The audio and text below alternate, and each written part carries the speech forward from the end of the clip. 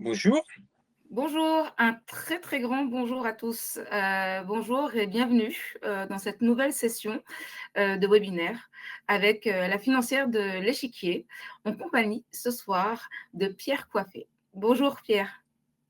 Bonjour Imen. Alors, je suis vraiment contente que tu sois à mes côtés. Donc, Pierre, juste je te présente rapidement. Tu es gérant Action Europe et expert du secteur banque et des financières au sens large. Donc, tu es dans le groupe LPPAM depuis près de 10 ans, avec plus de 30 ans justement d'expérience sur les marchés financiers. Et tu gères notamment donc, plus de 3 milliards d'euros justement donc, course de gestion dans le style value, avec une grande connaissance donc, des secteurs finance notamment, du secteur de l'immobilier également. Donc deux fonds à ton actif. Le premier, donc, c'est le fonds Tocqueville Finance, qui est noté 4 étoiles Morningstar et qui est éligible au PEA. Et le second est un fonds Tocqueville Value Euro ISR, noté 5 étoiles Morningstar et également éligible au PEA. Alors, Pierre, on est là justement pour décrypter un peu les marchés financiers sous le prisme de la value. Peut-être pour commencer, nous expliquer ce que c'est que la value dans un premier temps. Oui, bien sûr. Alors, la value, ce sont des secteurs ou des valeurs dits décotées. Merci. Des valeurs ou des secteurs dits décotés par rapport à leur historique, par rapport aux prévisions de résultats. Et ça, c'est le premier point. Et le deuxième point, c'est que nous abordons dans l'équipe la value en fait en termes de style, c'est-à-dire qu'on considère qu'il n'y a pas forcément ad vitam aeternam des valeurs ou des secteurs décotés, mais c'est notre approche en fait qui est value. C'est-à-dire qu'on peut regarder par exemple aujourd'hui une valeur du luxe. Hein, elle n'est pas dans le portefeuille hein, actuellement, mais si je cite Kering, hein, c'est une société qui, dont le cours de bourse a beaucoup baissé, qui a donc subi un dérating, c'est-à-dire une baisse de ses multiples de capitalisation, en clair une baisse de son PE qui est passé de 35 à 25 ou à 20 fois. Et c'est donc une société qui est désormais décotée par rapport à son PE historique et qui peut faire l'objet d'une étude de notre part pour voir si cette décote, c'est le bon moment pour acheter le titre en anticipant un retournement positif des fondamentaux de la société et donc à nouveau une croissance du cours de bourse et une revalorisation peut-être des multiples. Donc, en fait, c'est notre approche qui est value, mais une société ou un secteur n'est pas forcément ad vitam aeternam value, c'est-à-dire des cotés. Parce que si c'était le cas, on serait dans ce qu'on dit dans notre jargon un value trap, c'est-à-dire en fait un piège à valorisation pour des sociétés ou des secteurs qui seraient éternellement décotés et donc il n'y aurait pas de retour à meilleure fortune. Donc, ce n'est pas ce qu'on cherche. Hein. On peut penser qu'il y a parfois des secteurs qui restent décotés longtemps. Ça peut être le cas des télécoms, par exemple. Mais nous, ce n'est pas ce qu'on recherche. Hein. On cherche vraiment des sociétés qui peuvent être momentanément décotées et dont on cherche un catalyseur, en fait, pour voilà, prendre le train, enfin, ou plutôt anticiper un retournement positif et un retour à meilleure fortune de l'histoire.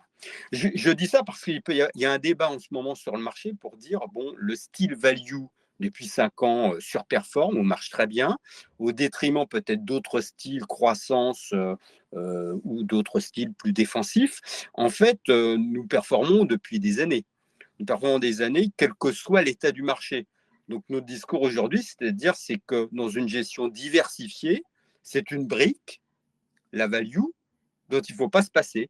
Donc, quand on fait de la gestion de patrimoine, on a forcément des actions, ou forcément, si on a la possibilité, des actions à côté de d'autres placements ou une poche or, par exemple, etc. Donc, notre propos aujourd'hui, c'est que faut pas délaisser cette classe d'actifs qui peut faire et Imen m'a présenté rapidement et c'est vrai que j'ai eu une expérience en fait aux États-Unis et aux États-Unis des fonds value il y en a des quantités hein. C'est assez banal en fait en Europe c'est moins fréquent mais aux États-Unis depuis des décennies ils ont des fonds value qui sont intégrés dans une gestion de portefeuille de patrimoine.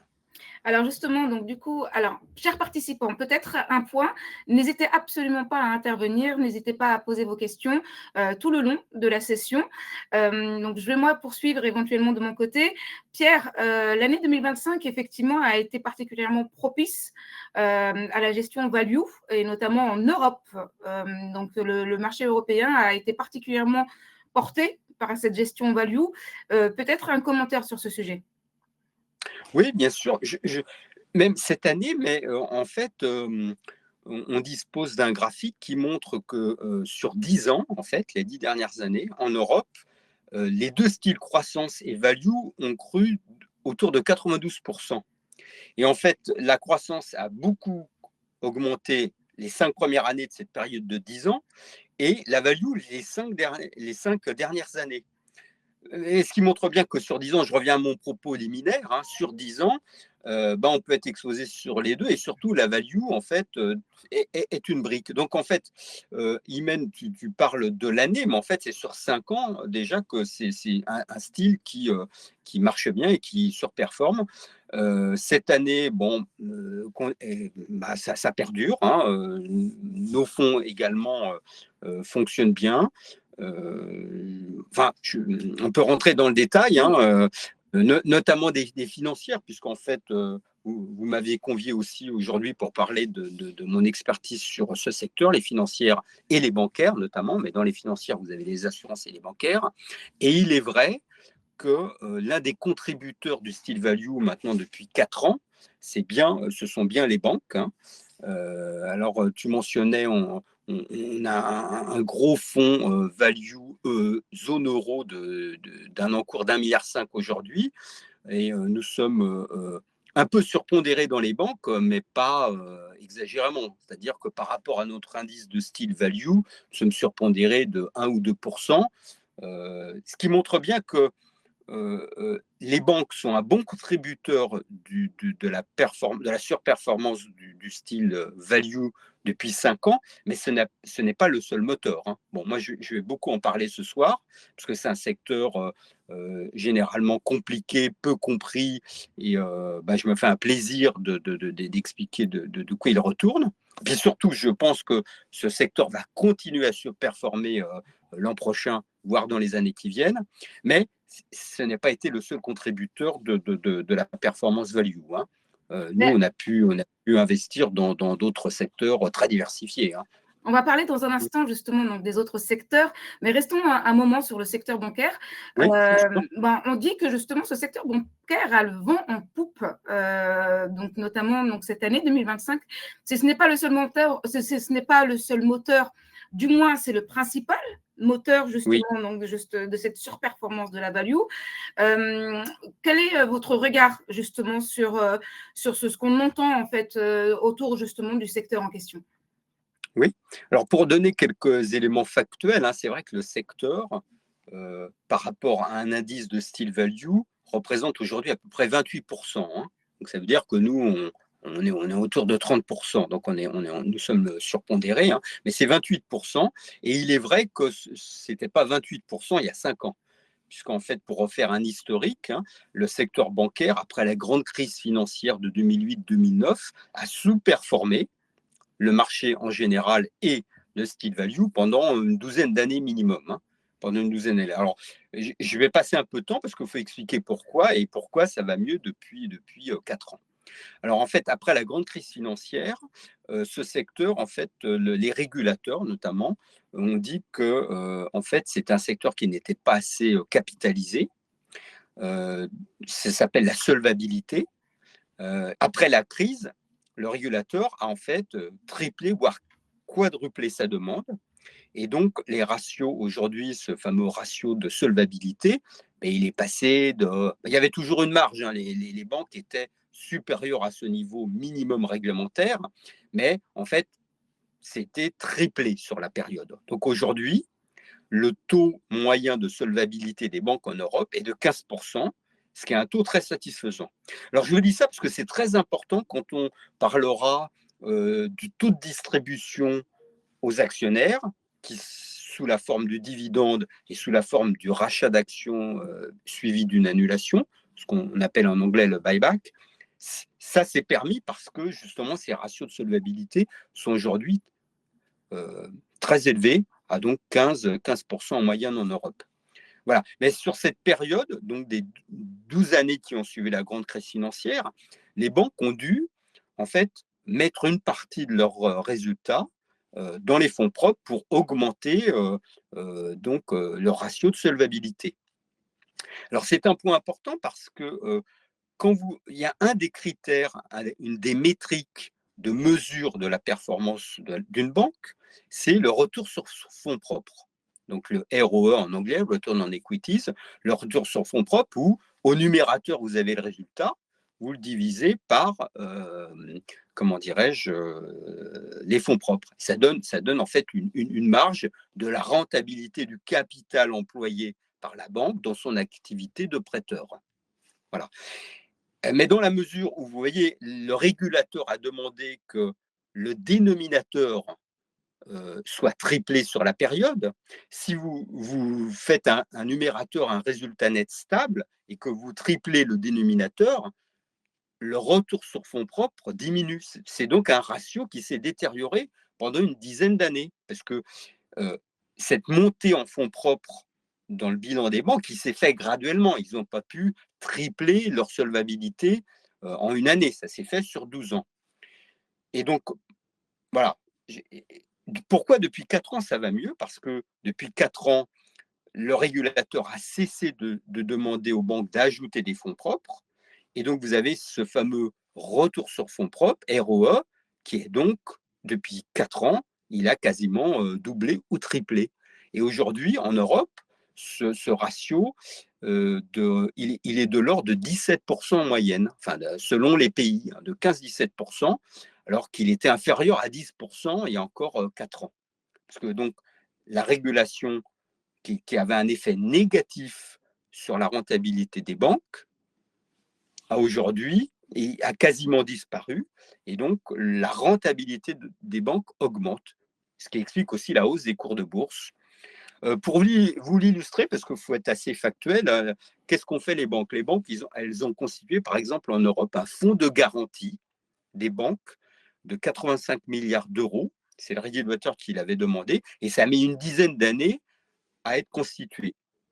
La raison d'être était que dans la crise de 2008-2009, en Europe, il y a des banques qui ont été nationalisées, notamment au Royaume-Uni, ou aidées temporairement par des prêts spécifiques de l'État, comme en France, prêts qui ont été, comment dirais-je, ou participation dans certaines banques qui ont été remboursées 2 ans après, et l'État, notamment l'État français, a enregistré des plus-values.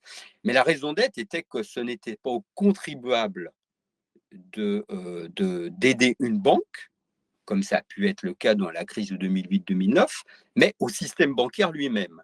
D'où la constitution de ce fonds d'aide si une banque est en difficulté en Europe aujourd'hui, ben vous avez une réserve d'argent de 85 milliards d'euros qui existe désormais. Alors ça, c'est important puisque les banques ont participé à la constitution donc mettaient de l'argent de côté pendant une douzaine d'années. Et donc, ce n'est plus le cas depuis 2000. Depuis cette année, en fait, 2025, il y a 0 contribution désormais à ce fonds. Et donc, c'est aussi une dépense que devaient faire les banques, qu'elles ne font plus désormais puisque ce fonds est constitué. Donc, il faut avoir ça en tête. Voilà. Et donc, c'est pour constituer la sécurité des banques aujourd'hui.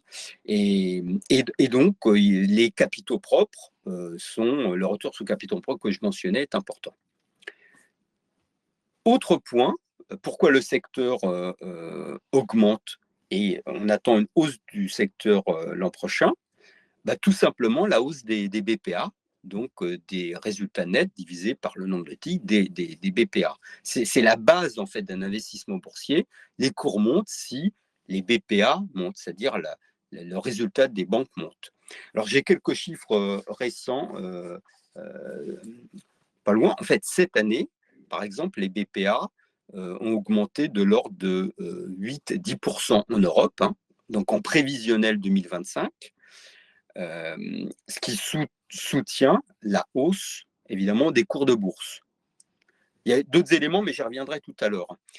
Et autre point à avoir en tête, après les résultats du premier semestre, le seul secteur en Europe qui a bénéficié d'une révision à la hausse des BPA est le secteur bancaire, de l'ordre de 5% environ. Donc le 8-10% de hausse de BPA que nous attendons aujourd'hui est le fruit d'estimations en début d'année qui étaient de l'ordre de 5% et d'une révision à la hausse après des résultats semestriels bien au-dessus des attentes des analystes de l'ordre de 5%, ce qui vous fait grosso modo 10%. Et cette révision à la hausse des estimations, en fait, ça fait 4 ans que ça dure, en fait, semestre après semestre. Parce que j'y reviendrai tout à l'heure en faisant un compte de résultats bancaires, les résultats des banques ont dépassé les attentes des analystes financiers. Et ça se traduit par une hausse du cours de bourse. Sur l'an prochain, 2026, les attentes des analystes sont, pour les plus je dirais, optimistes ou crédibles aujourd'hui, c'est de l'ordre de 10% à nouveau de hausse du BPA. Donc, c'est un secteur qui devrait encore croître l'an prochain. Je vais vous dire un petit mot d'où vient cette croissance des résultats. Et là, il faut prendre un compte de résultats. Donc, je vais partir des revenus pour descendre le compte de résultats et arriver au BPA. Les revenus, dans une banque, vous avez en fait deux grosses sources de revenus qui sont ce qu'on appelle la marge d'intérêt ou les revenus d'intérêt et les commissions. Dans les revenus, et vous avez aussi un effet volume sur la hausse des prêts. Alors, prenons la hausse des prêts en volume. C'est un fait nouveau, c'est assez méconnu, mais c'est un fait nouveau en Europe qu'il y a une reprise de la croissance des prêts en volume. C'est notamment le cas de l'Espagne. L'Espagne, il y a eu une baisse des prêts en volume qui a duré une quinzaine d'années, parce qu'il y avait eu une crise économique lors de la zone euro, une crise immobilière. Et donc, il y a eu une reprise des prêts en volume en Espagne sur le crédit habitat, le mortgage, depuis simplement le T3 2024 et depuis 2025 pour la clientèle entreprise. Vous le savez sans doute, l'Espagne a un taux de croissance du PIB ou du PNB qui est le plus élevé de la zone euro maintenant depuis 2-3 ans, ce qui explique que les entreprises ont besoin la demande des prêts adressés aux banques de la part des entreprises augmente et la demande des prêts pour l'immobilier des ménages augmente également.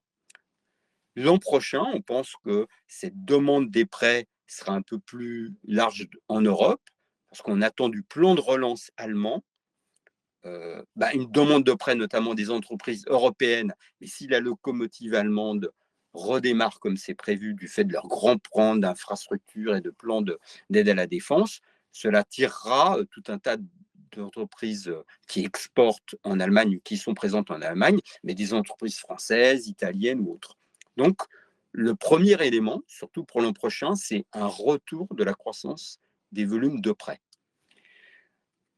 Autre source de revenus, ce qu'on appelle la marge d'intérêt, c'est donc les revenus d'intérêt d'une banque. Quand une banque prête, en fait, elle gagne de l'argent avec des ressources qu'elle a avec les dépôts des particuliers, rémunérés ou non, ça dépend des pays, et elle peut émettre aussi des obligations. Elle doit donc avoir un coût de ressources plus faible que le coût du prêt qu'elle accorde. C'est ce qu'on appelle en fait la marge ou le spread en anglais. Et cette année, et également l'an prochain, les banques bénéficient en fait encore de la très forte hausse des taux qu'il y a eu après la Covid, le retour de l'inflation. Et de plus, il y a ce qu'on appelle la pontification de la courbe des taux. Une pontification, c'est que votre taux court terme est inférieur au taux long terme. Et la différence, c'est donc la marge dont je vous parlais tout à l'heure, ce fameux spread. Et donc, la courbe, elle est pontifiée, c'est-à-dire que les taux à moins de 2 ans sont beaucoup plus faibles que les taux à 5 ans et à 10 ans. Et une banque se finance sur le marché, soit avec des obligations à moins de 2 ans, soit avec les dépôts plus ou moins rémunérés selon les pays, mais généralement peu rémunérés ou pas, comme c'est le cas en France, et elles prêtent à des taux de 5 à 10 ans. Et donc, la marge, elle est aujourd'hui satisfaisante, voire en croissance. Vous avez des revenus d'intérêt qui vont perdurer. Et je peux rajouter un petit élément technique pour si certains sont assez au fait du sujet. Les banques ont une gestion actif-passif de leur bilan, ALM en anglais. Et en fait, pour ce faire, ils ont créé ce qu'on appelle un portefeuille dit de réplication. Et ce portefeuille, qui est de plus en plus important, de plus en plus professionnalisé, permet à cette marge d'intérêt dont je vous parlais de perdurer dans le temps, même si les taux d'intérêt baissent. Et vous vous souvenez sans doute que les taux d'intérêt ont fait un pic après la Covid, le retour de l'inflation, mais que depuis, ils baissent. Alors, ça dépend des pays, mais du fait de ce portefeuille de réplication, les banques peuvent prendre une partie des dépôts qu'ils estiment stables dans leur bilan et investir ces dépôts à un horizon de 5 à 10 ans. Comme ça, ils figent dans le temps une marge d'intérêt constatée aujourd'hui et au fil des années, ils vont récupérer des revenus d'intérêt de ce placement. Donc, mon deuxième grand thème très important, hein, parce que ceux qui pensent que l'histoire bancaire est terminée, l'un des arguments, c'est de dire que les taux d'intérêt aujourd'hui se tassent ou les taux longs ou les taux en général sont sur une pente plutôt orientée à la baisse, puisque la BCE est en phase de baisser les taux d'intérêt court terme et les taux long terme, selon les pays, n'augmentent plus ou peu. Mais du fait de ce portefeuille de réplication, la marge d'intérêt va durer dans le temps. Enfin, troisième moteur de ces revenus, j'ai le mot anglais, les fees, les commissions, voilà, les frais, les commissions. Alors, pas toutes les banques, mais celles que nous avons décidé de mettre dans nos portefeuilles, nous cherchons des banques qui diversifient leurs revenus. Autrement dit, qu'ils ne dépendent pas trop de la marge d'intérêt dont je vous parlais. Parce que cette marge d'intérêt, elle dépend quand même des taux dans le temps. Hein. Si vous êtes un investisseur à long terme, il faut avoir ça en tête. Donc nous, on privilégie des banques qui ont déjà une bonne diversification qui leur permet des revenus de commission. Alors d'où viennent ces revenus de commission? Ils peuvent être de plusieurs sources. Une activité d'assurance, c'est le cas, par exemple, de nos banques françaises qu'on appelle des banques assureurs, les BNP Paribas, Société Générale, Crédit Agricole, ont des activités d'assurance, donc elles perçoivent des commissions sur ce métier d'assurance. Les commissions proviennent également de l'activité dite de gestion de fortune ou de banque privée, donc private banking ou wealth management. Là aussi, ce sont des commissions, ce ne sont pas des marges d'intérêt.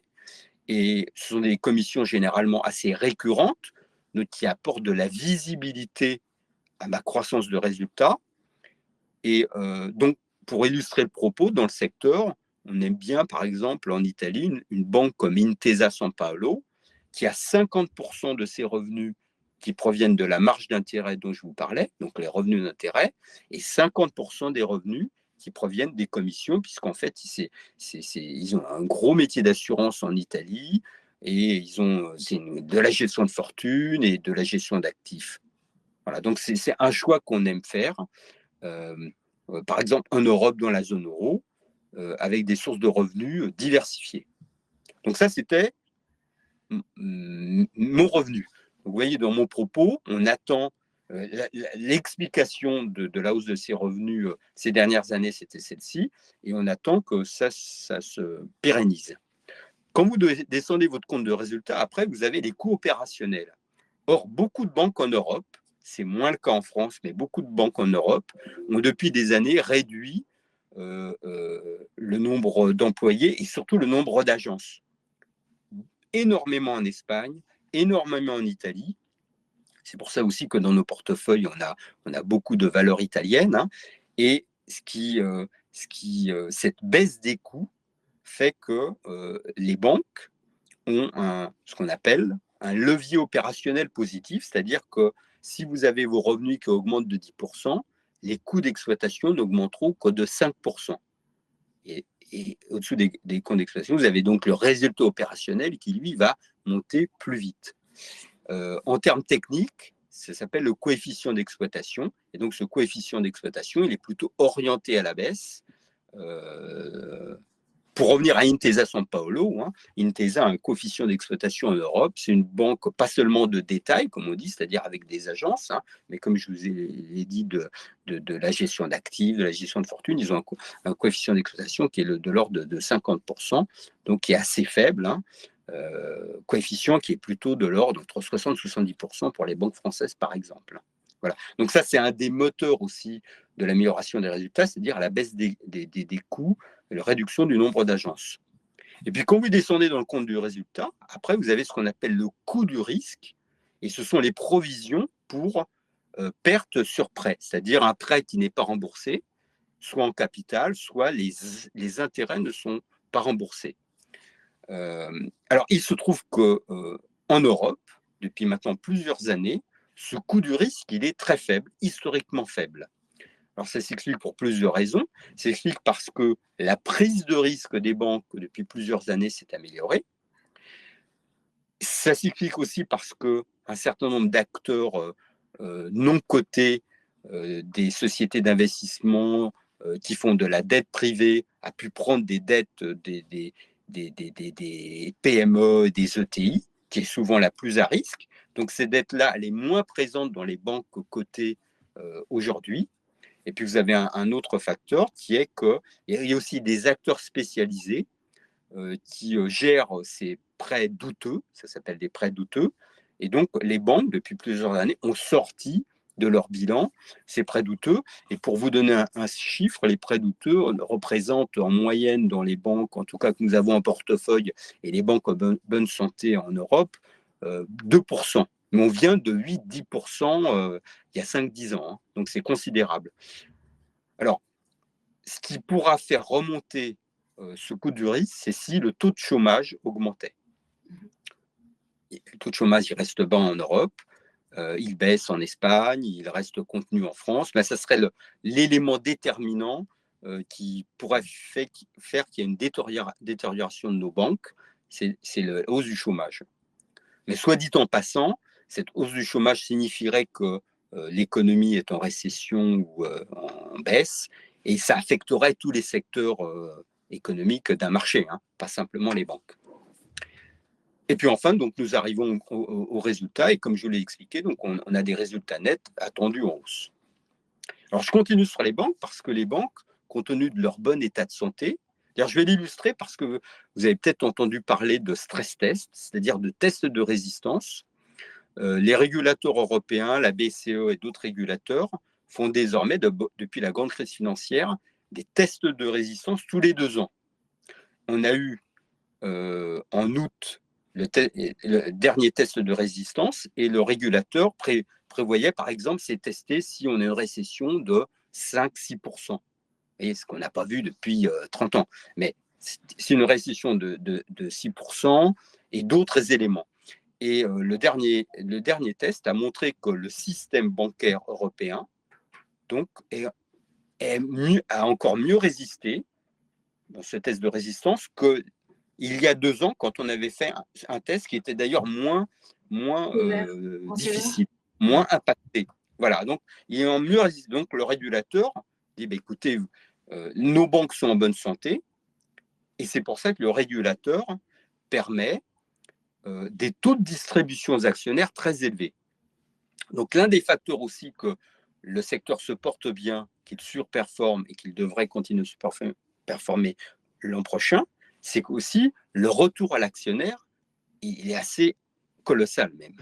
C'est-à-dire qu'il a 2 jambes, le retour à l'actionnaire, il a le dividende, et aujourd'hui, les taux de distribution du dividende, c'est-à-dire dividende divisé par le résultat, sont très élevés. Ils sont au minimum de 50% en Europe, en cash, donc en numéraire.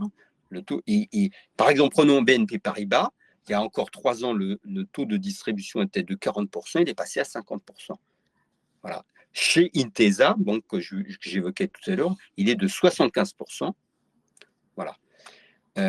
Donc, vous avez ce taux de distribution de dividendes qui est en croissance, hein, et qui, chaque année, hein, et puisqu'en fait, le taux de tant que le BPA augmente, un taux de distribution de 50% signifie que si votre BPA augmente de 50%, votre dividende augmente de 50%. C'est ça, un taux de distribution fixe. Vous avez une deuxième jambe du retour à l'actionnaire qui est le rachat d'actions qu'on annule par la suite. Donc, on diminue le nombre d'actions. Ça s'appelle le buyback en anglais.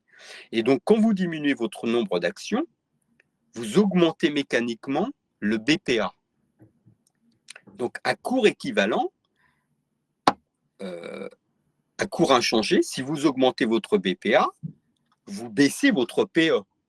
C'est arithmétique. Et donc, la banque, le titre devient moins cher.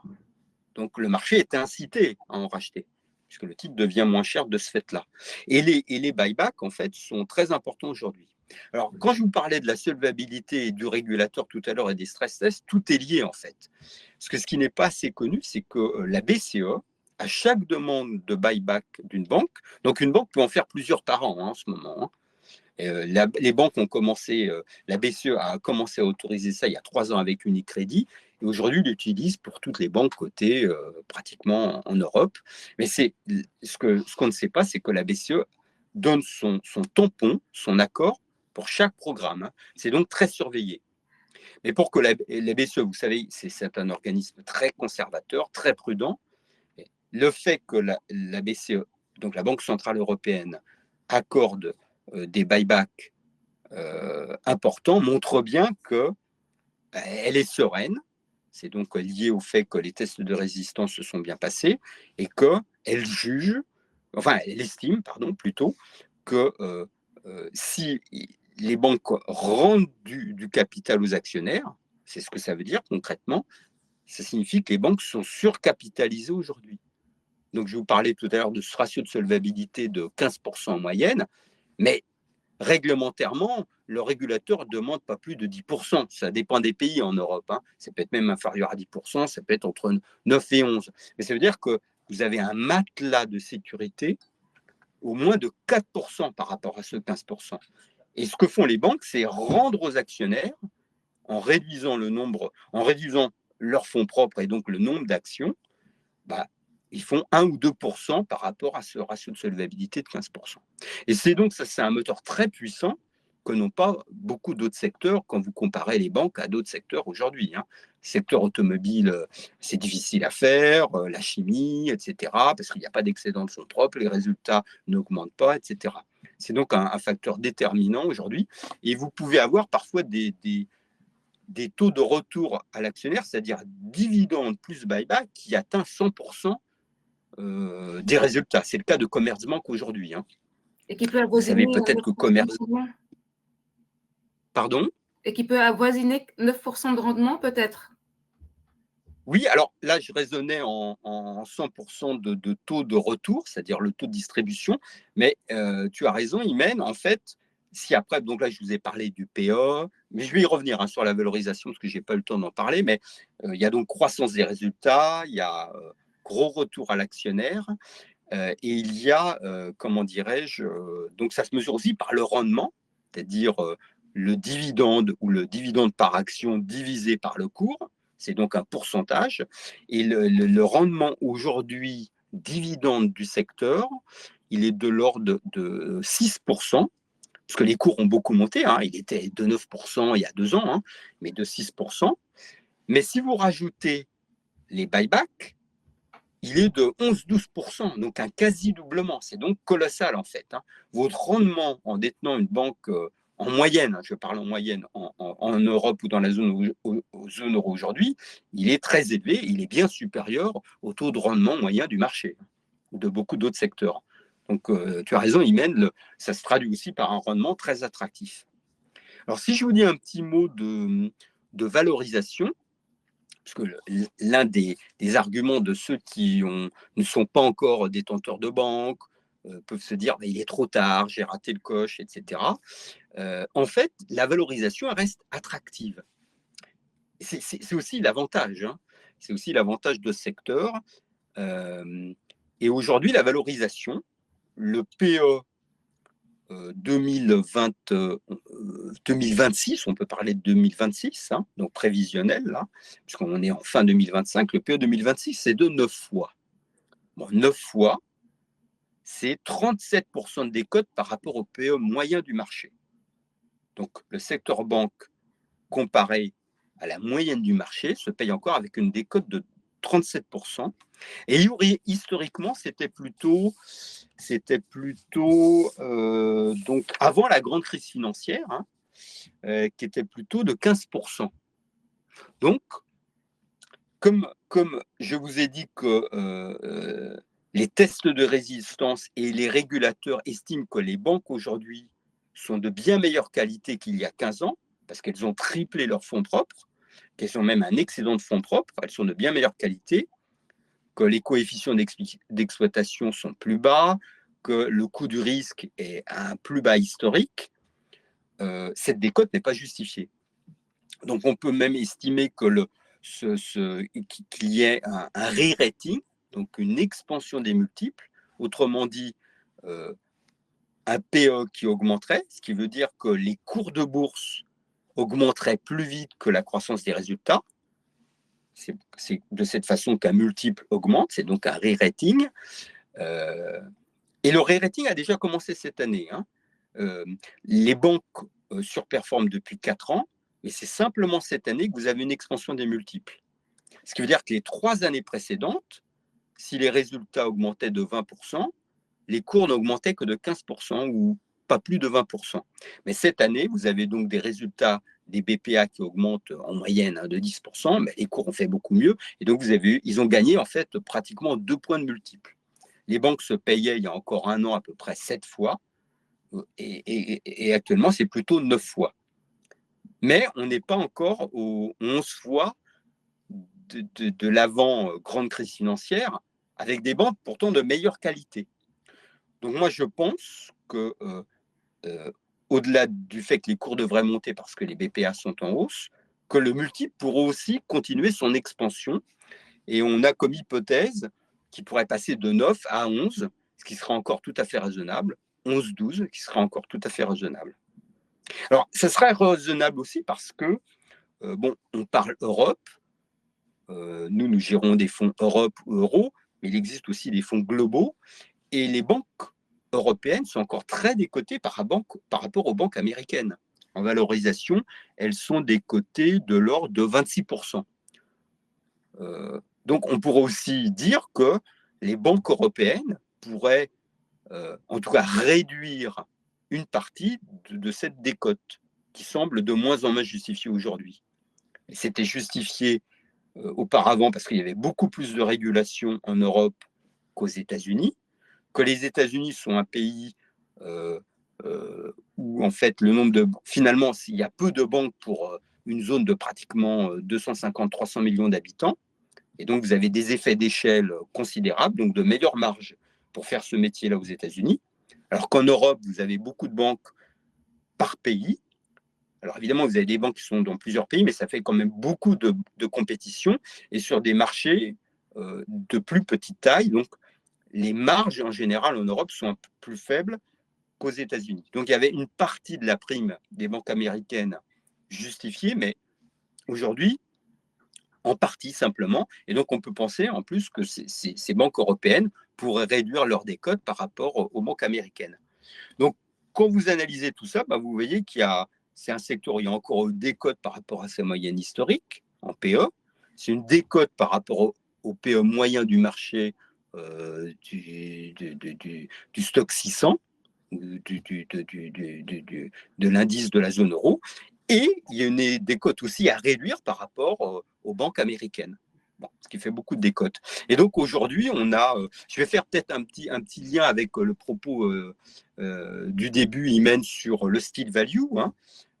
Quand on parle des banques aujourd'hui à des équipes qui font plutôt dans le style croissance, valeur défensive, etc., ils découvrent hein, que les banques offrent à la fois de la croissance, mais à des prix décotés, toujours à des prix décotés par rapport à des PE de marché.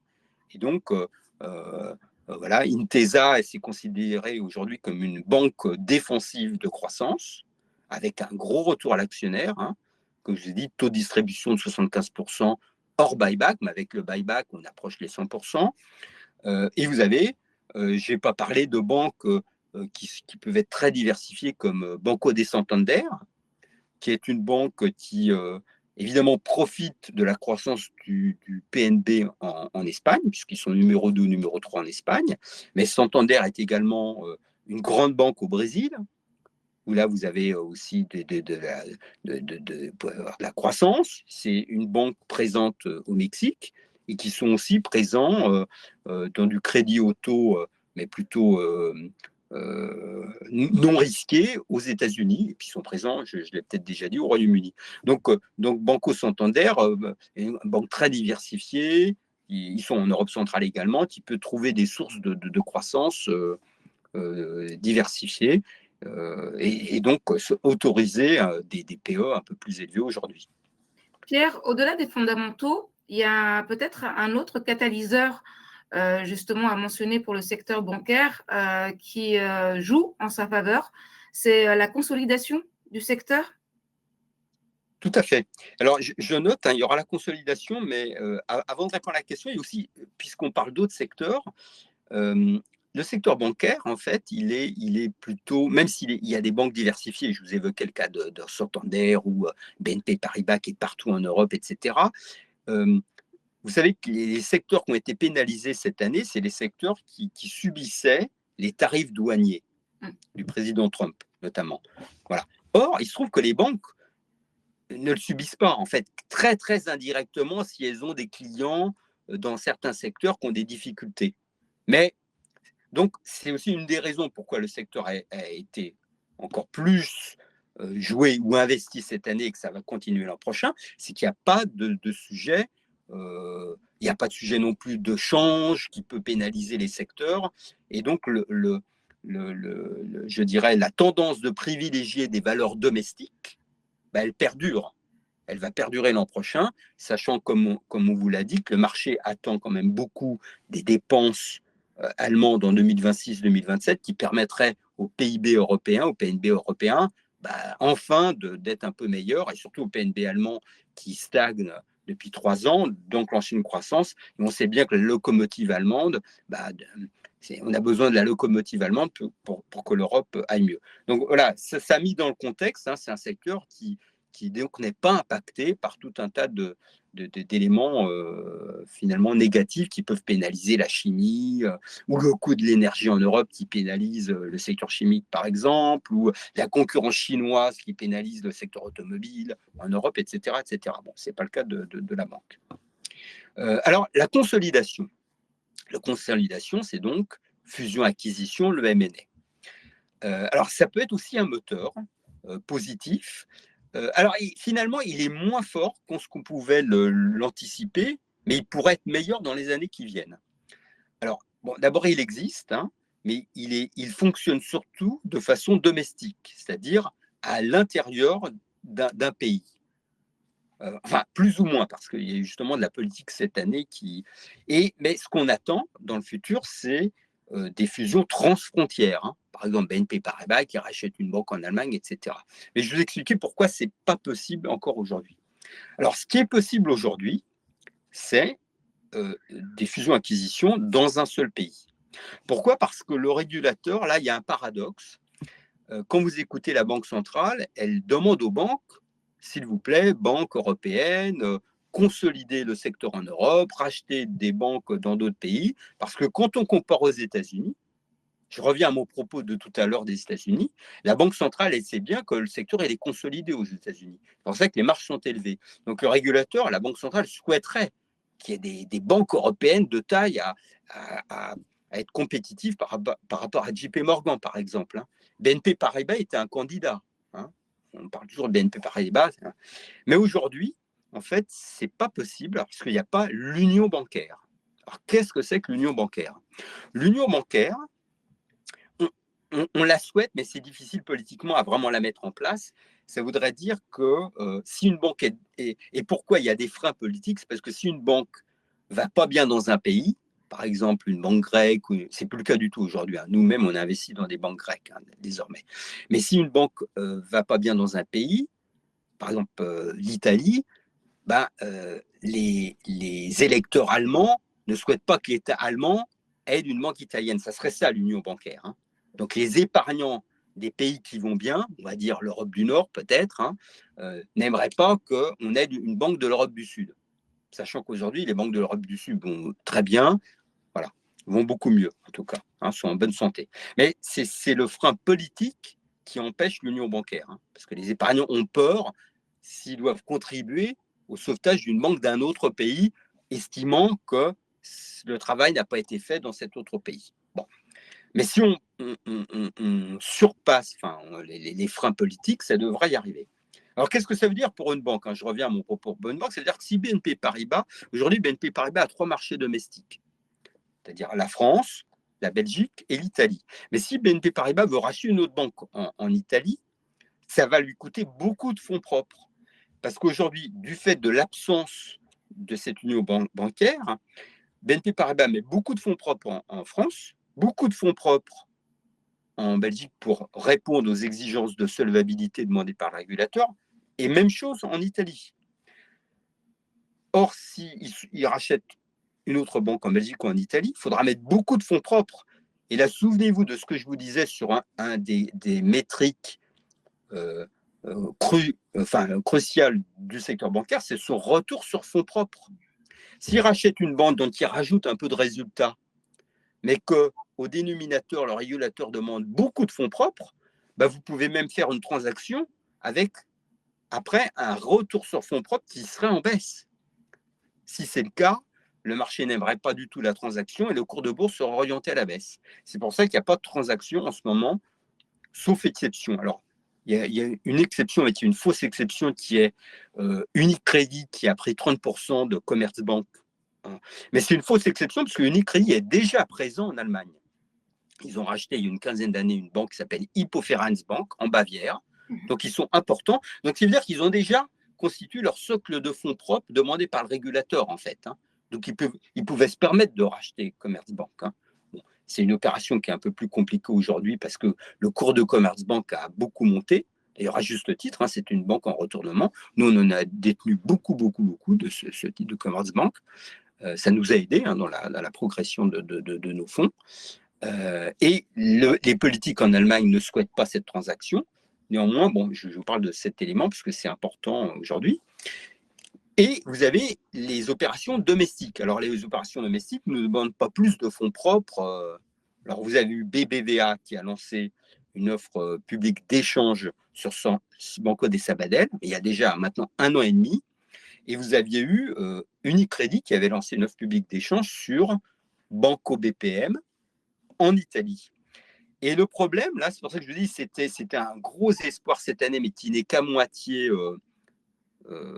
c'est à moitié matérialisé, c'est que ces opérations, pour le moment, BBVA n'est pas terminée, mais elle est longue, et Unicredit est revenu en arrière. Et pourquoi? Parce qu'en fait, les politiques, malheureusement, ce que le marché n'attendait pas, c'est que les politiques, en fait, finalement, interviennent dans la vie des affaires. Et donc, pour prendre l'exemple italien, Madame Meloni, ils ont inventé ce qu'ils appellent une golden stock, c'est-à-dire une action d'or. Ils achètent une action d'une banque et le gouvernement donne son avis. Et là, il disait clairement, je ne souhaite pas que Unicredit rachète Banco BPM. Bon, Unicredit a fait un recours aux autorités européennes qui disent ce golden stock n'est pas légal, mais néanmoins, Unicredit est revenu en arrière parce que vous aviez le gouvernement qui ne souhaitait pas qu'il rachète Banco BPM. C'est dommage, mais c'est comme ça. Donc l'interventionnisme politique freine aussi la consolidation en Europe, alors qu'elle devrait avoir lieu. Alors, BBVA. Oui. Oui, je t'en prie. Non, je t'en prie. Non, je voulais juste te poser des questions éventuellement aux participants. Oui, mais je te laisse terminer. Je te laisse terminer. Oui, et donc BBVA, en fait, l'offre est jugée hostile par Banco de Sabadell. Bon, ça peut arriver, mais le gouvernement espagnol n'aide pas non plus. Bon, néanmoins, BBVA a lancé son offre. On verra ce qu'il en résulte. Voilà, donc, et alors, pourquoi je suis assez optimiste pour peut-être les 2, 3, 4, 5 années qui viennent, c'est que tôt ou tard, quand même, on peut espérer que cette union bancaire se mette en place, et à ce moment-là, on pourra créer des géants bancaires, enfin, en tout cas plus importants, qui seraient plus compétitifs par rapport aux acteurs américains. Et là, BNP Paribas ne souhaite pas acheter une banque avec des agences, mais pourrait racheter une banque qui fait que du digital dans d'autres pays, ou que sais-je. Donc, il pourrait y avoir dans le futur. Et j'oubliais aussi une consolidation qu'on n'attendait pas, mais qui est une bonne consolidation, c'est Erste Group, donc une bonne banque qui est une banque autrichienne, présente en Autriche, mais surtout en Europe centrale, et qui bizarrement n'était pas en Pologne, alors qu'ils sont partout en Europe centrale, en Europe de l'Est, pas en Pologne, qui est le principal marché de l'Europe centrale. Et là, ils ont fait une bonne transaction en rachetant à Banco Santander la majorité d'une société qui s'appelait Santander Polska, et la Pologne est en croissance des prêts, croissance, etc. C'est un pays en croissance, hein, qui bénéficie en plus des fonds européens et peut-être de la relance des programmes de défense en Europe. Donc, Erste Group racheté donc, dans un autre pays. Voilà, mais ça n'a pas gêné Erste Group, et ce que je vous disais en termes de retour sur fonds propres tout à l'heure. D'accord. Imen, je t'en prie. Alors, déjà, en fait, merci énormément pour les compliments, effectivement, donc, par rapport à l'exposé de Pierre. Donc, explication très claire et très intéressante, c'est ce qu'on a pu lire, et je confirme très sincèrement. Ensuite, donc, les questions. Alors, une première question, c'est pourquoi choisir un fonds value plutôt qu'un fonds spécifique banque si le secteur banque va croître encore en 2026? À quoi bon éventuellement plutôt s'orienter vers un fonds value plutôt qu'un fonds spécialisé de banque? Le fonds value permet la diversification sectorielle, même si donc dans les fonds que nous gérons, nous on peut être complètement absent d'un secteur et surpondérer d'autres secteurs. Donc là, on n'a pas de contrainte en termes d'exposition sectorielle, mais la diversification permet quand même, enfin généralement c'est un facteur important. Enfin, moi je n'exclus pas l'un et l'autre, hein. Si vraiment on a de l'épargne, suffisamment d'épargne, on pourra avoir un fonds value euro, par exemple. On a un gros fonds value euro d'1,5 milliard, il est euro, et le fonds finance, lui, il est Europe. Donc déjà, vous avez une différence un peu de zone. Et en fait, c'est un fonds finance. C'est ça la deuxième partie de ma réponse. C'est pas un fonds bancaire, hein. C'est-à-dire que les banques, moi je suis surpondéré dans ce fonds-là des banques très largement, hein, je crois de 17% par rapport à l'indice financier, et je suis sous-pondéré donc des assurances de l'ordre de 5-7%, même si les assurances, il y a de bonnes assurances, donc j'en ai, hein, bien sûr. Et vous avez un troisième secteur dans les financières qui s'appelle les services spécialisés. Et dans cette partie-là, vous avez les bourses d'échange comme Euronext, London Stock Exchange, Deutsche Börse. Vous avez les gérants d'actions, Amundi, et vous avez des gérants aussi d'épargne comme Banco Mediolanum en Italie, titre que nous détenons, qui est une mid-cap italienne qui en croissance depuis maintenant 20-30 ans sur les marchés actions, qui s'appelle Banca Mediolanum, et qui est une petite activité bancaire et surtout une activité de gestion d'actifs. Donc vous avez ces trois parties, ce qui fait que en fait, ce que nous avons, c'est un fonds financier, hein, voilà, aujourd'hui qui est surpondéré sur les banques, et au sein des banques, je ne sais pas si je l'ai dit là, dans ce fonds-là, par pays, je suis surpondéré Italie de 17%. C'est pour ça que j'ai beaucoup de banques italiennes, j'ai Banca Mediolanum, donc un gérant d'actifs, j'ai des sociétés d'assurance italiennes, parce que pour un certain nombre de raisons, on n'a pas le temps de l'expliquer aussi, l'Italie était vraiment... Et je suis un peu surpondéré France, mais vous voyez, ma première surexposition géographique dans le Fonds financier Europe, aujourd'hui, cette année, c'est l'Italie. Et ça devrait le rester sans doute l'an prochain. Alors, on a Donc, parlé... la réponse est un peu une réponse de Normand, hein, c'est-à-dire l'un ou l'autre. Moi, je dirais bien l'un et l'autre. Et l'autre. Le secteur de la santé a connu un véritable marasme cette année. Est-ce que, justement, pour toi, c'est devenu un secteur de value, pour le coup? Alors, pour répondre rapidement, oui. Alors, en fait, le secteur de la santé, il a dérété, c'est-à-dire que les multiples ont baissé, hein, parce qu'il n'a pas joué son rôle de secteur défensif. Enfin, moi, ça fait longtemps que je suis sur les marchés. Pendant 20 ans, j'ai appris que la santé était défensive. C'est-à-dire quand le marché baissait, ben, il baissait moins ou il montait, parce qu'en fait, tout le monde se soigne toujours, on achète toujours des médicaments, etc. etc. Néanmoins, il n'a pas joué ce rôle boursièrement du tout, parce qu'en fait, notamment la recherche des laboratoires pharmaceutiques est peu efficace, en fait, depuis une dizaine d'années. Ils dépensent beaucoup, mais ils trouvent finalement peu de nouveaux médicaments. Ça, c'est le premier point. Et le deuxième point, c'est que les sécurités sociales, en fait, remboursent moins un peu partout dans le monde. Et donc, le prix des médicaments a du mal à augmenter. Alors, en fait, les laboratoires sont globaux. Ils sont très présents aux États-Unis, qui était le pays le mieux margé. Mais là aussi, on revoit à la baisse la rémunération des laboratoires. Donc, le secteur n'a pas joué son rôle. Néanmoins, aujourd'hui, oui, nous, on le juge value, donc décoté, et on est présent sur ce secteur. En fait, pour donner des titres, on est donc Sanofi, qui est un titre aussi qui a beaucoup déçu sur son, on appelle ça un pipeline, ou ses projets de développement de nouveaux médicaments. Néanmoins, il est historiquement un point faible, et c'est une société rentable qui a un bon dividende. Et puis, on a le droit aussi dans un fonds euro jusqu'à 10% de mettre des valeurs européennes non euro, et on a une Suisse qui est le groupe Roche. Donc oui, on est présent sur ce secteur. On n'est pas surpondéré, mais on est présent et on considère que certaines valeurs peuvent être mises en portefeuille. Ok, c'est entendu, Pierre. Alors, je regarde éventuellement si on a d'autres questions. Éventuellement, donc... Moi, j'ai du temps, hein, si les auditeurs ont du temps. Oui, mais je pense qu'en fait, on va essayer de ne pas faire trop long Ah, pour le coup. Peut-être juste un mot sur le reste de la répartition sectorielle de ton fonds value, en fait. Donc, on a dit que justement, donc, le secteur bancaire était le secteur prédominant. Donc, est-ce que tu veux bien éventuellement, simplement et assez rapidement, nous dire quel est le reste de ta répartition sectorielle, justement? oui, alors en fait, il est prédominant, mais parce que aussi il est prédominant, en fait, pas que bancaire, hein, il y a aussi les financières en général, hein, parce que il se trouve que historiquement, enfin, les financières, ce sont des titres qui ont un PE inférieur au PE du marché. Hein. Les assurances, c'est pareil. Hein.